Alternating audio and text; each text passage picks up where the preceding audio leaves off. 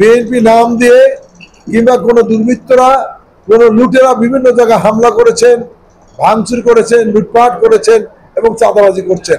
আমরা স্পষ্টত বলে দিয়েছি যে এই সব দুর্বৃত্ত, লুটেরা, চাঁদাবাজদের, দখলবাজদের সাথে আমাদের কোনো সম্পর্ক নাই। বৈষম্য বিরোধী ছাত্র জনতার আন্দোলনের মধ্যে দিয়ে ফ্যাসিস্ট হাসিনা সরকারের পতন হয়েছে।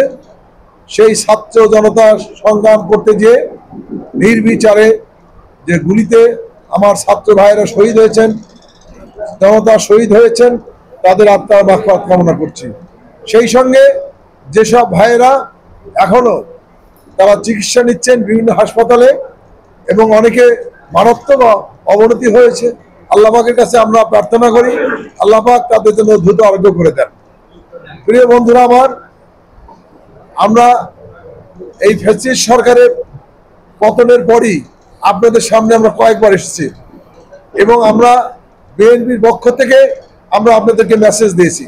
আমরা লক্ষ্য করেছি এই স্বৈর শাসনের পতনের পরই ছাত্র জনতার যে একটি সফল গণ অভ্যুত্থান, সেই গণ অভ্যুত্থানের পরেই আমরা লক্ষ্য করেছি বিভিন্ন জায়গায় বিএনপি নাম দিয়ে কিংবা কোনো দুর্বৃত্তরা, কোনো লুটেরা বিভিন্ন জায়গায় হামলা করেছেন, ভাঙচুর করেছেন, লুটপাট করেছেন এবং চাঁদাবাজি করছেন।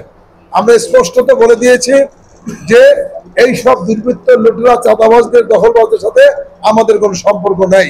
যদি কেউ যে থাকে তার ব্যক্তি উদ্যোগে যাবে এবং তার দায়িত্ব তাকে গ্রহণ করতে হবে, সেজন্য বিএনপি কোনো দায়িত্ব গ্রহণ করবে না।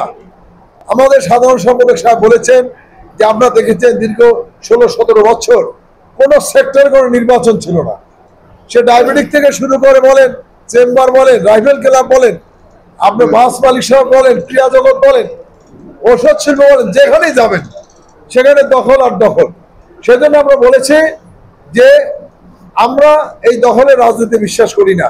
আরেকটা জিনিস যেটি বলতে চাই সেটি হলো এটি কিন্তু একটি অন্তর্বর্তীকালীন সরকার দেশ চালাচ্ছেন। এখানে বিএনপি কিন্তু ক্ষমতা আসেনি, বিএনপি ক্ষমতায় নাই। আগামীতে একটি নির্বাচন হবে, সেই নির্বাচনে বিএনপি অংশগ্রহণ করবে।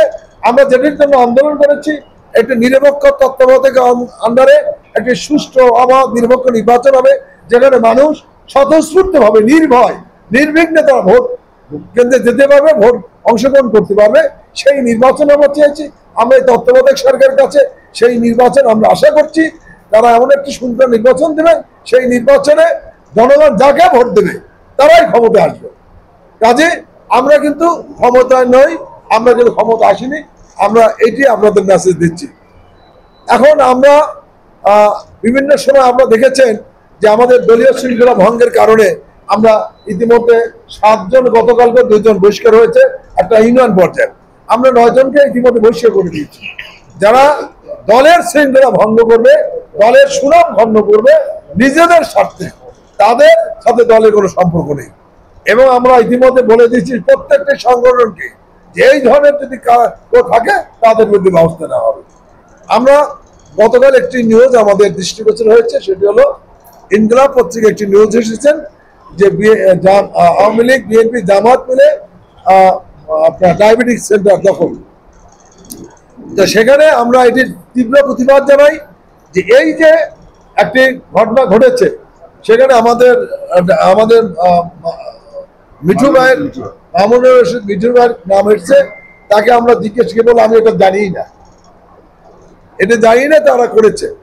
আমরা যেটি বলতে চাই সেটি হলো প্রত্যেকটি সেক্টরে নিয়মতান্ত্রিকভাবে সর্বসম্মতিক্রমে একটি পরিবর্তন হবে। সেখানে ওই সেক্টরে যারা নেতৃত্ব দিচ্ছেন, ওই সেক্টরের যারা সদস্য, তারা যাকে সমর্থন করবে তারাই আসবে। এইখানে বিএনপির পক্ষ থেকে কিন্তু অন্য দলের পক্ষ থেকে কিংবা অন্য জায়গার পক্ষ থেকে ওইখানে যাওয়ার কোনো সুযোগ নেই। আমরা বারবার বলে দিয়েছি এখানে যাওয়ার কোনো সুযোগ নেই। সেই কারণে আমরা আপনাদের মাধ্যমে আমরা বলতে চাই যে যতগুলো সেক্টরে থাকুক না কেন, সেখানে যে গণতন্ত্র রয়েছে, সংবিধান রয়েছে, সেই গণতন্ত্রের সংবিধান অনুযায়ী সেই সেক্টরটা চলবে। এবং সেখানে বিগত দিনে যা হয়েছে যে দখলের রাজনীতি, সেই দখলের রাজনীতি পুনরাবৃত্তি যাতে না ঘটে, সেই দখলের রাজনীতি আর যাতে মানুষ না দেখতে পায় সেইটা আপনাদের মাধ্যমে আমরা জানাতে চাই।